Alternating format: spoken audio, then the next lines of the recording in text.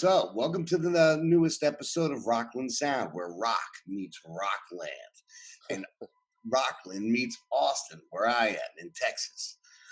We have an amazing guest today, Mr. Geoff Downs, legend from the Buggles. And I watched that first intro to MTV the day that actually played. Wow. I saw it. 1st of August, 1981. Yeah. Yep. And I was there, a little kid, watching it. Wow.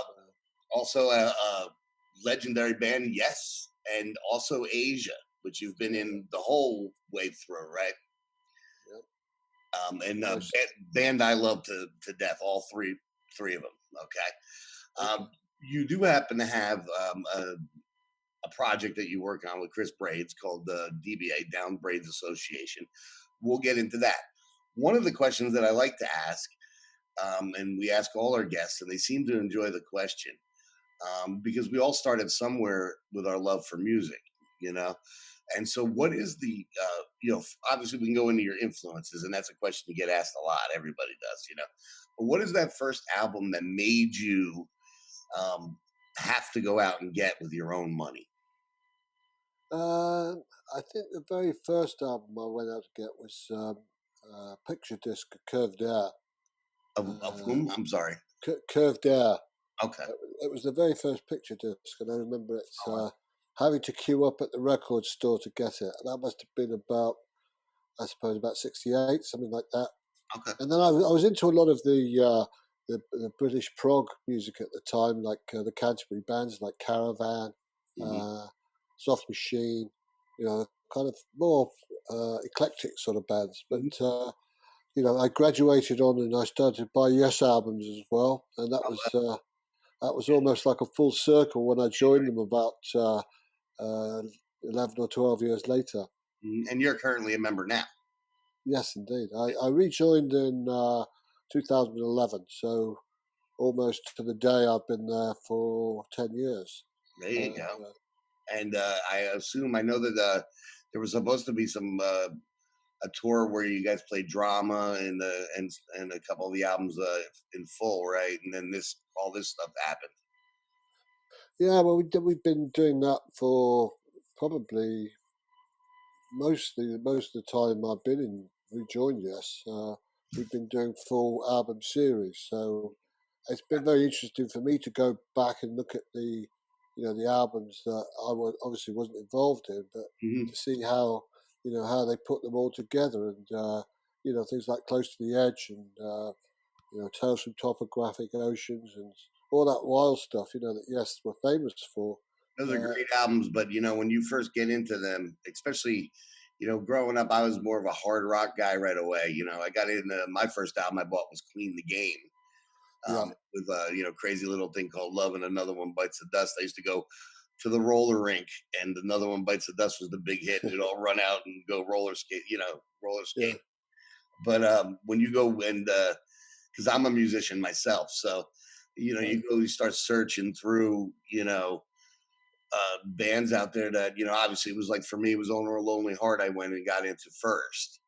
That probably got me into looking at Yes, and then I dug back deeper, and you hit like Tales from Topographic Oceans and things, and you got to go and do some work, because that's a for the first time you get hit with that album, that's a hard listen. But if you go into it, you find the beauty in the layers and layers and layers of it. So. Well, that's what happened to me, really, because I wasn't totally familiar, because by that time I'd sort of, moved on to different music, and I was into a lot of jazz rock and Chick Corea and keyboard players like Herbie Hancock. So I'd sort of moved away from Yes in that mid-70s period, and it was quite fascinating going back there and looking at how, all those intricate parts that they put together that Yes became famous for. It was really a bit of a learning curve, I can tell you. Yeah, well, here's one thing I was thinking about when I was watching some of your shows and stuff, and I was thinking to myself, there's a lot of like concerts you can watch where somebody could just be like running around, throwing their guitar around or doing something, pointing up to the crowd. And I was thinking, if you get distracted playing a song like a Yes song, well, that's where are you, right? I think that's one of the reasons why that Yes was never a band to be throwing shapes. It wasn't that one. It's not that kind of a band. Right. I think much more of a musician's band where you get on with your job and you let all the lights and the staging and that Mm-hmm. Do attract it the work. visuals. Well, I saw an interview with Billy Joel where he's talking about, and he does. He had been doing in the last, I guess, about maybe a decade, where he does his once a month Madison Square Garden show, and then Yeah, only hits a couple big cities in during the year instead of touring, like full time. But yeah. I asked him about doing like how many times can you sing like Big Shot or something, and he's like. And he's talking about while he's singing some of these songs, he's thinking about, I want to eat a burger later. I'm going to order a Diet Coke. Yeah, yeah. Yeah, Funny enough, I was a few years ago. We were doing a show in New York, but my wife was over with us, and she got a ticket to see Billy Joel's 100th Madison Square Garden show, which was. She said it was an amazing night. Bruce Springsteen came on stage, and New that's Jersey boy. well. So We're initially from New Jersey, my wife and I, and my stepdaughter is a huge Billy Joel fan. Even now she's only 22, but she was like 16, and we went out and got we got out tickets, but then we decided that we were gonna move out here. So I bowed out of it and let my sister-in-law and my daughter and my wife go, and they had a girls' night out in Madison Square Garden. Seeing wow, yeah. I'd we have loved to have gone. I'd have loved to have gone, but we had a show that night, so I couldn't do it, which is a shame. well, we framed the album for her, one of his albums for her, and put the ticket in the front of the album. And we were Yeah, like, "Go, look at that!" And she started crying and everything, and she was like, "Oh my god!" So yeah. And doesn't he ask the audience if they want any specific request, doesn't he? And then he he moves some does a people couple to the times right. during the show, has a window there that's open. Yeah, Yeah, but he actually, from what she told me, he went into some of the deeper cuts. He didn't just sit there and do a greatest hits straight yeah. set. He went a little bit deeper there though. No, I Um, think that's nice. I think that's nice to the audience because we do that with Yes. We mm, don't play the obvious tracks. I mean, obviously things like Roundabout. long You distance. can't really get away with not playing Roundabout. But certainly, some of the albums which are not, some of the cuts are not that familiar. We By doing the album series, we actually did the whole album. So some of Mm, those tracks that had never been played live before, that's, we attempted. yeah, I love stuff like that. That you want to go down in there, and sometimes, you know, I mean, people like sometimes like to think the best song is the song that was on the radio. Yeah, It's of course. not necessarily the case. Um, they all may be good songs, but sometimes there's that deep track in there. And especially in like Yes's case, you may have one of those long songs that Yeah, probably wouldn't fit in a normal concert because it's 20 minutes long or a side of a yeah. record. I think when the 80s, when 90125 came out, they had "Ode of a Lonely Heart." It was much more mainstream, obviously. So I think that people would be buying that track as much as buying Journey or a Right. Foreigner song. You know what I mean? So they were part of that mainstream thing. But Mhm. I think as people bought that album and got into it, and then they started to go back, like you were saying, Mhm. they start to realise what a rich seam of music is there. Well, you could go back and listen to, everybody thinks Journey started with Steve Perry. Well, that band came out of Santana, and there's 3 albums there where Greg Rowley is the one singing some of the songs on it. It's a prog rock band, and some of those albums are amazing. They opened, the song "Carry On Wayward Son" from Yeah, Kansas. That was actually that riff. That riff was they opened for Journey. That riff was a Journey song, really? and they Wow. clipped it. Did they ever get credited for I don't know, but it? they don't care. It's on the box set of. Yeah, It's on one of their albums. You can hear it. right. But they were like, no, they opened up for us, and then we saw them later, and Yeah, they were like, oh wait, there's that song. Wait, that's our song. It doesn't sound anything like it other than the guitar part for a minute. yeah. I And don't. I don't think they need the royalties. I think they'd be fine. yeah, no, I think they're doing all right. when "Don't Stop Believing" has like a billion streams or something. Yeah, I know. Yeah, Let's get into the Downs Braid Association. Okay, I'm not super familiar with Chris, though I have been listening to the albums. yeah, Um, and you know, I know he's a producer. Yes, yeah. he's Songwriter. Yeah. a songwriter and musician. So you know, you tell the story because I have it in front of me, but it'll probably be a lot more interesting coming from a person that's actually part of it. Well, I think about so going back about 10 years now. I was doing a show with Trevor Horn. Mhm. We did a Buggles reunion show, uh, and Chris was working with Trevor on a project called The Producers, Um, and I met Chris, and just just after meeting him, he said, he was a big fan of the Buggles, and said, I'd love to do some writing with you one day. Well, at that time, it just so happened that he was moving to Los Angeles, um, and I was working on the Fly From Here album with Yes at the same time. So we got together in LA and started writing these songs, and uh, realized that we had a great rapport with each other. And I think that we did that one album, the first album, in 2012, and mhm. then we've done. This is actually the Halcyon Hymns is actually the fourth album Mhm. that we've done together, and a lot of it's been working remotely. Chris has been very much tied up in LA with writing for people like Christina Aguilera and Right. Beyonce and Lana Del Rey.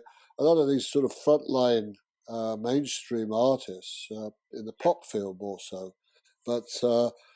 But he was a big fan of progressive rock music too. So I think I kind of started out in that world with the Buggles. We were Mhm. quite sort of pop orientated thing, and then moved into the progressive world. And I What, think, in a way, Chris has done the same kind of thing. Is that he wanted to see this as something that is very very close to him. mhm. One quick question, you know, because I know that there's certain in different countries, and you're in the UK right now, or yes, or are you in America at the moment? I know I'm in the UK. Okay, in the UK. I Actually, remember we set it for 4 o'clock your time. Uh, yes, indeed, yeah, um, yeah, afternoon. does the Buggles mean anything? And like, you know, is it a slang thing over there, or how did you get the name for that, real quick? Well, we started off. Both Trevor and myself were producers and session men. Hmm. This is gone when I graduated from music college in the north of England and moved to London, uh, and got into doing session work. And it was a very tight community, really, because it wasn't like there were thousands of people. It was Right. really quite close knit. So I got to know Trevor, and we started to work together. We were working on with a disco singer at the time, Oh, and what was uh, that age? that was Tina Charles. So, but I think both Trevor and I were big Yes fans as well, and that was our means to an end was really the Buggles, and we knew we had a great song in Video Kid the Radio Star, uh, so we kind of carried on with that. The Buggles was really it was a little in joke, really. It was like these little sort of studio guys who'd never go out and play live, and Yeah. So it that had a was the little idea behind it. meeting between you guys. Yeah, little geeky guys in the studio. And I think that that was just something that fascinated us was really getting into the technology, Hmm. uh, and really trying to push the boundaries of what we could do in the studio. Okay. Now, going back to Down's Braid, "Love Among the Ruins" is the single that's out. Yeah, That is on RocklandSound.com on our Facebook page currently. So we're promoting that great. with also with a little promo kit that was sent over to me. I think that had some more information about the album, and we'll keep putting it up there. Great.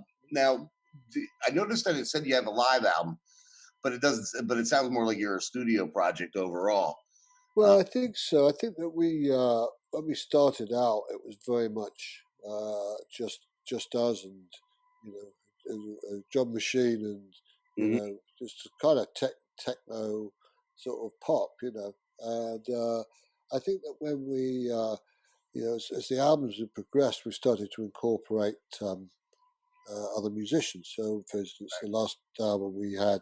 Uh, uh, Kate from B-52s. Oh, We've had guys from a lot of the progressive bands in the UK. Probably not that particularly well known in America, but we've sort of expanded our sound really. And I think that when we released the last album, we felt it would be nice to do some shows, and so we did a couple of shows in the UK at this very sort of small, intimate venue, and we wanted to record it. So it gave us a taste, really, to to take it out live. It wasn't, it was not so much a studio project. It was mhm. more something that we felt we could expand upon. Well, that's good. I mean, one of the things that's special about that is, and I don't mean the word is wrong. So if you're working in the studio and stuff, and maybe say, especially with something like a Pro Tools, you could be where you are and he could be where he is, and you can still make a record. But Yeah, when you sit there and you finally put that human element to it, like at a show, you find the more layers to those songs, and the certain parts of meaning can come out and attach themselves to those, that work. And I think that's yeah, something that's special about being live. yeah. I think music is very important. I mean, it's really unfortunate with the pandemic that Mhm. the live music scene's really taken a big hit, and we How had a couple. how bad is it over there? If you don't mind, I don't mean to interrupt you. How? It's not great. I think that all the venues are closed. Mhm. Or even pubs and places where semi-professional musicians ply their trade, or in orchestras and that kind of thing. They've not been able to work, so it's been very, very tough. Uh, Hopefully, with the vaccination program that we've got here, which is pretty active at the moment, Mhm. it will start to ease off. But at the moment, it's still very, very restricted for what people can do. See, we're here in Texas, and we're relatively open, and the Yeah. cases are going down. We actually lead the country, though, in the vaccination, for states. My wife actually works in a hospital. All right. Okay. She runs a food and beverage and dietary in the hospital, but they've had it for at least over a month and a half, I would think, the vaccine there. But we have shows. We have bars open and things. Right. Um, since maybe well, we opened up real loose in July, and like right around the 4th of July here, Yeah. and, and then it kind of picked up because everybody got together. Yeah. Didn't I think everybody was so locked up that everybody went woohoo and just went out. Yeah, that's what happened here last summer. They started to ease the restrictions, and of course, everyone went crazy Right. uh, because they've been locked up. No, I'm not locked up, but not Yeah. able to do a lot for 3 or 4 months. So everyone just went nuts, and then of course the numbers all started to go up again. So Well, we it's have a we tough have time. we have bars and things are open. It's not like you can't fill the restaurant. It might be half capacity or whatever to keep the distance. And they'll do like a lot of places built like an outdoor patio to be kind of outside, but Yeah, there is bands playing, and we have a couple arenas. We have one out here called the HEB Center, probably holds about 7,000 8,000 people, and they yeah, were doing. They had their first indoor concert the other day, but they right, were doing it in the parking lot.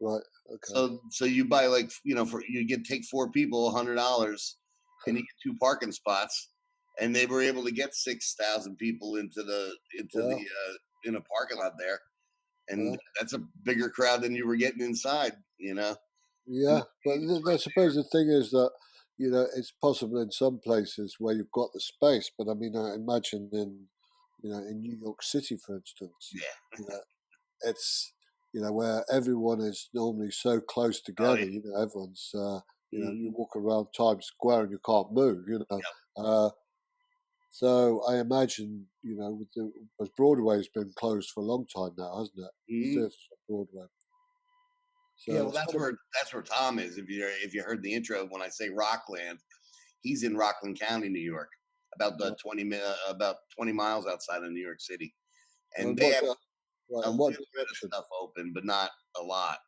Yeah, but it's tough. I mean, think of all the musicians and the actors on Broadway who, Yeah, rely on that as their living. It's very tough. well, that's one of the reasons why we actually created the podcast. Tom and I are actually old bandmates.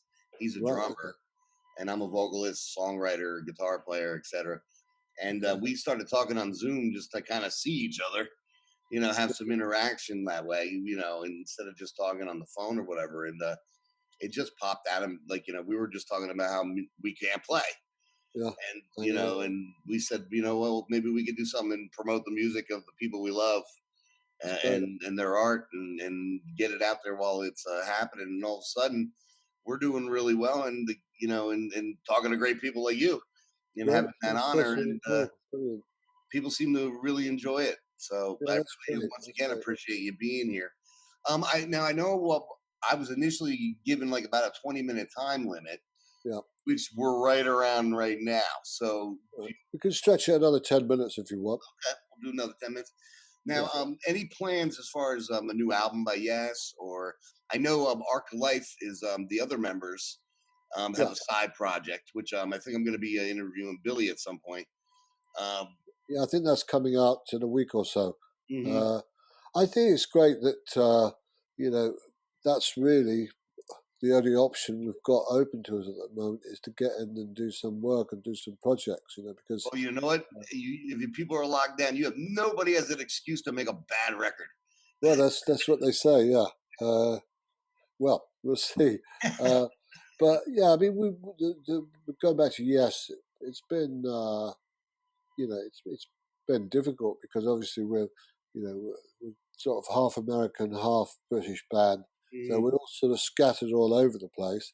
Uh, so it's been difficult to try and communicate, but in the same way, we've been exchanging ideas and that sort of thing. So hopefully, when things ease down a bit, we can actually start getting together and start putting some solid stuff together. Yeah, well, I'd be looking forward to it. I actually think I don't honestly think that the last maybe 5 or 6 Yes albums, I think they've all been very strong. Um, there was a you had you 90. See, every time I say it, I want to say the show. 90215, is that what it Nine was? 125, yeah. 90125. Sorry, and I listen to the album all the time. And then I mean, that's they ended up having Union, where it was like the whole, like almost everybody that kind of came back to some degree, and made that. But then when you got to like a few albums down, you got to the ladder and things and kept going. It seemed to go backwards to more creative, instrumentally creative, um, more proggy kind of songs that I really enjoyed. yeah. I think this, the thing with Yes is that it's really defined by whoever's in it at the time. So the influences are obviously changing. Right. Well, I mean, as you probably know, we sadly lost Chris Squire Yeah.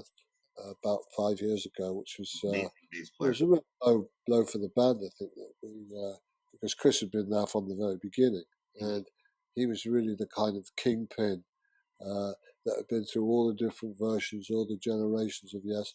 So that was tough for us. But I think that you know the times that I spoke to him prior to that, he always said that Yes music should go on for as long as possible. So I think that was one of the reasons why we decided to carry on, and that's when Billy came in, who was recommended by Chris, and we've been working on it ever since. I think it's Yeah. the next album we put out will be reflective for the first time, I think, of who's in this lineup. I mean, Mhm. we've had live albums and things like that in the past, but it's a great band. I mean, I'm privileged to be a part of it because Mhm. they really they're really great players, and it's just fabulous to be part of it. And I feel privileged that you're still around making new music. Um, you can live off the classics, obviously, but you're a musician, and you want to be creative, and I'm glad you're still doing that. Yeah, I think the fans appreciate it too because I think that they've seen. a zillion versions of Roundabout from Yes. They've seen a zillion versions of, you know, As You and I, and all these Close to the Edge. I think that when they come and see the band, they have a couple, some new material in there. It's very refreshing for them as much as it is for the members of the band. Yeah, I agree, and that's the beauty about music is that you don't have to get your retirement plan unless you want it. Well, I don't think any of us want to retire. We Right. might, unless someone says we got to retire. I think we all, when music's in your blood, you just got to keep on going. That's right. Keep it up. So what I'm going to do is I'm going to wrap this up.